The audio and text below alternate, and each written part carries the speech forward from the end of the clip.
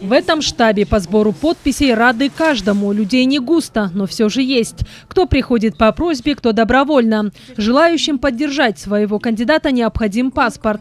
Все графы в листе заполняются избирателем собственноручно, полностью без сокращений. Исключение – общепринятые названия городов, улиц, домов. Процедура занимает не более 5 минут. По всей республике мы собираем, потому что есть представители там и там, везде. И сейчас у нас идет поток отовсюду. Привозят, отправляют. Есть очень неравнодушные граждане, которые просто заходят, говорят, давайте я распишусь.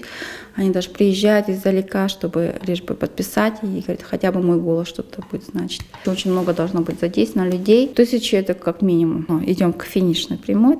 И я думаю, все у нас будет хорошо, потому что у нас совсем осталось там несколько тысяч, пару. Подобные пункты сбора подписей имеются практически у всех кандидатов и во всех регионах. Разрешенный подворовой обход. Также можно организовывать точки в торговых центрах, проводить пикеты. Все расходы, связанные со сбором подписей и изготовлением подписных листов, должны идти строго через избирательные фонды.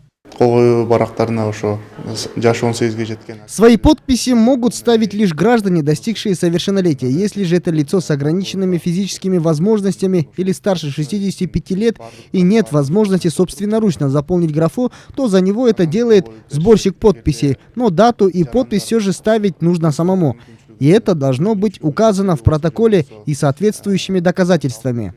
Избиратели вправе ставить подпись за разных кандидатов, но только один раз в поддержку одного и того же кандидата. Кроме того, в графе нужно указывать не фактическое место жительства, а по прописке. Неуказание контактного телефона не считается ошибкой. Изначально в инструкции указано то, что избиратель имеет право ставить свою подпись по своему желанию. То есть, следовательно, он по своему желанию может и не указывать свои контактные номера.